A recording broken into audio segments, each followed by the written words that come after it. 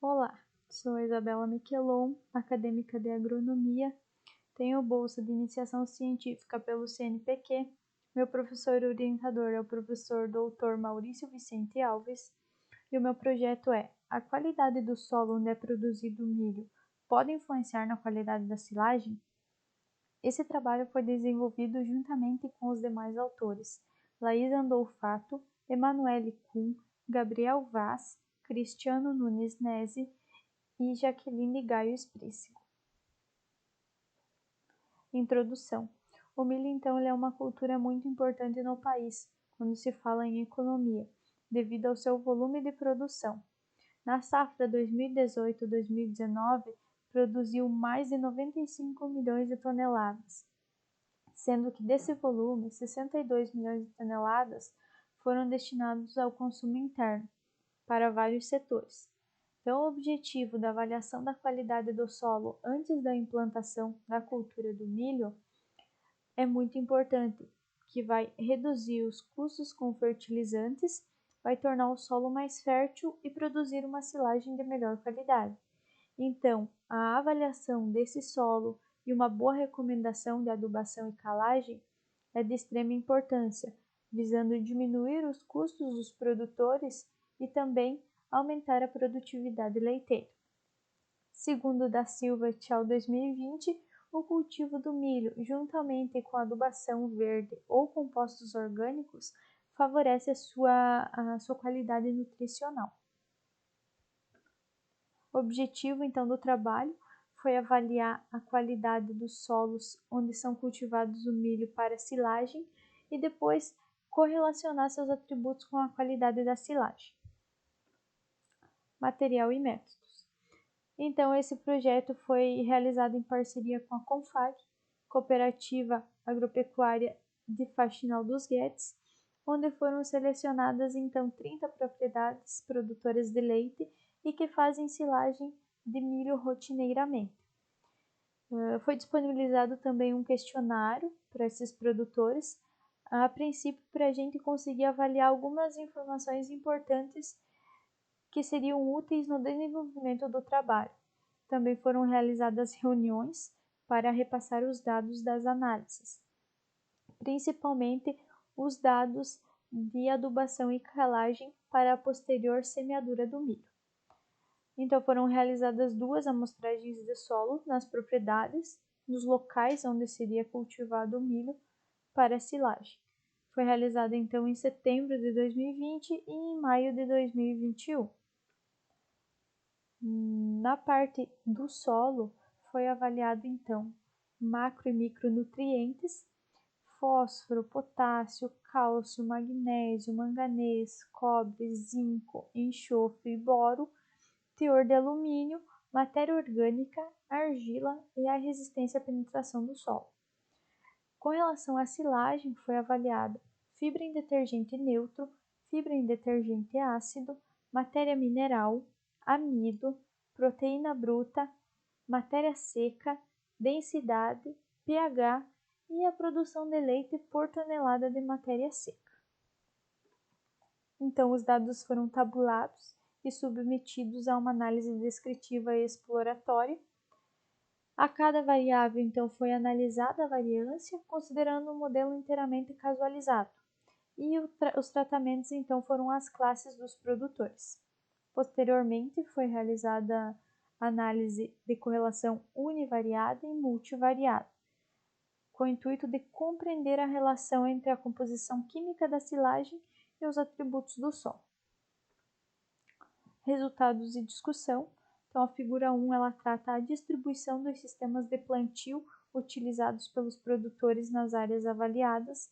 Então, a gente pode verificar que 86% dos produtores fazem o sistema plantio direto, sem o revolvimento do solo, enquanto 14% desses produtores ainda fazem o sistema plantio convencional, que seria a remoção da cobertura vegetal acima do solo e o seu revolvimento, por meio de aragem ou gradagem. Figura 2, então, diferentes fontes de adubação utilizadas pelos produtores.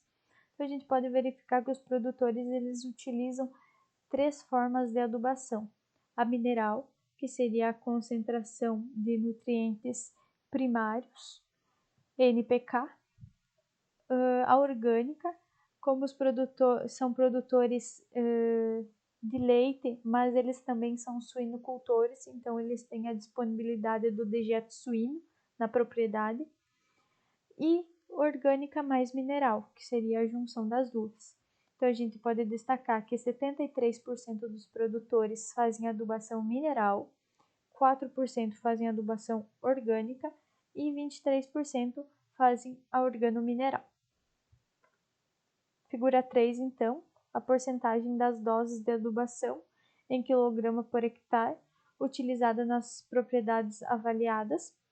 Então, a gente verifica que 9% dos produtores utilizam 250 kg por hectare ou menos, em torno de 27% utiliza entre 250 a 350 kg por hectare, 37% dos produtores utilizam mais que 350 kg por hectare e 27% dos produtores utilizam outras quantidades de adubação, mas não sabiam quantificar. Figura 4, então, é a porcentagem dos produtores que realizam a análise do solo. Então, a gente verifica que 82% dos produtores, sim, eles fazem análise de solo rotineiramente, mas ainda existem 18% desses produtores que não realizam a análise de solo. Assim, eles não vão saber qual a necessidade do seu solo e vão acabar tendo prejuízos por colocar a quantidade de fertilizantes inadequada. Figura 5, então, o número de produtores por nível de fósforo e potássio das duas análises realizadas. Então, a gente pode verificar que no ano de 2020, 4 produtores apresentavam níveis de fósforo muito baixo, baixo e médio. No ano de 2021, passaram a ser 3 produtores com níveis muito baixo e médio, e o nível baixo se manteve. No nível alto, passaram de ser 7 produtores para 10. Com relação ao potássio, apenas 2 produtores apresentavam níveis médios, enquanto 12 apresentavam níveis altos e 16 muito alto. No ano de 2021, o muito alto diminuiu para 13 produtores, enquanto que níveis baixos e médios se elevaram. Destacando ainda para o milho para silagem, a gente pode se basear nos valores de fósforo.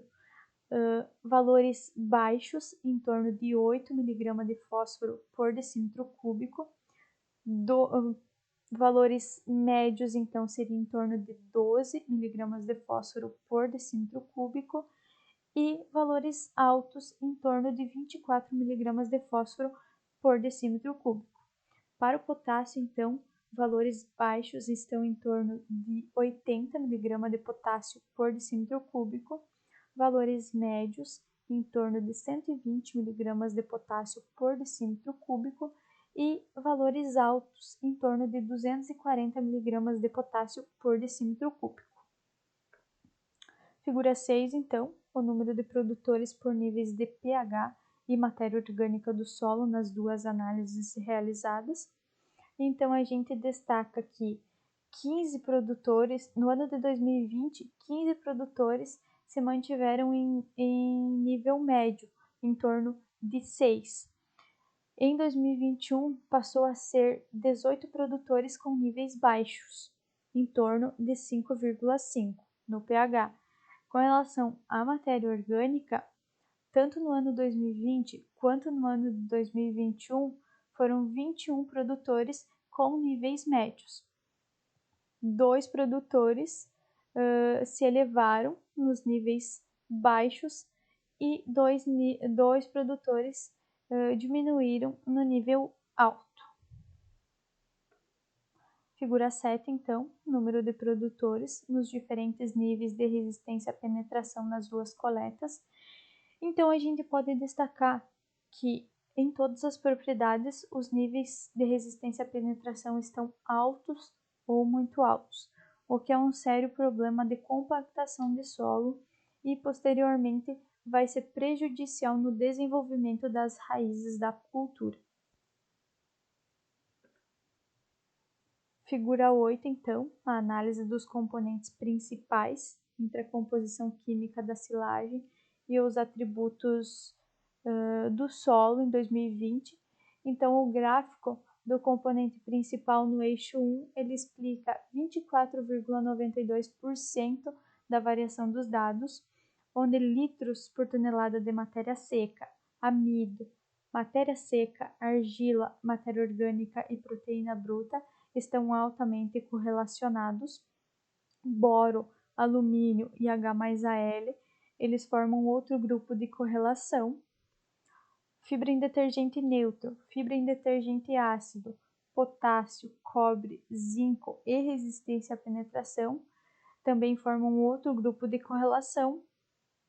pH em água, SMP e cálcio e magnésio formam então o último grupo.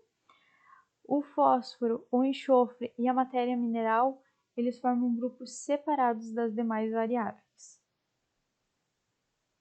Figura 9, então, a correlação entre a composição química da silagem e os atributos do solo em 2021. Então, esse componente principal do eixo 2, ele explica 25,63% da variação dos dados, onde o pH em água e SMP estão formando um grupo separadamente. Depois há a formação de um grande grupo composto por cálcio, magnésio, fibra em detergente neutro, fibra em detergente ácido, matéria mineral, resistência à penetração, cobre, potássio, zinco e manganês. E, por último, então forma o grupo ali do leite por tonelada de matéria seca, argila e matéria orgânica. Então, a gente pode destacar que o leite por tonelada de matéria seca ele está altamente correlacionado com a matéria orgânica. Isso vai favorecer a fertilidade do solo, já que a matéria orgânica é um dos seus fatores determinantes. Então, considerações finais. Há uma tendência de ocorrer a degradação do solo devido ao seu uso excessivo e a sua correção inadequada, né? A resistência à penetração do solo, então, é um fator bem preocupante nessas propriedades, já que seus níveis estão ou altos ou muito altos e, posteriormente, vai influenciar no desenvolvimento das raízes e, consequentemente, na produtividade. Então, há a necessidade de serem realizados mais estudos com o intuito de compreender a relação entre a qualidade do solo e o potencial produtivo, e a qualidade da silagem, é claro. Referências.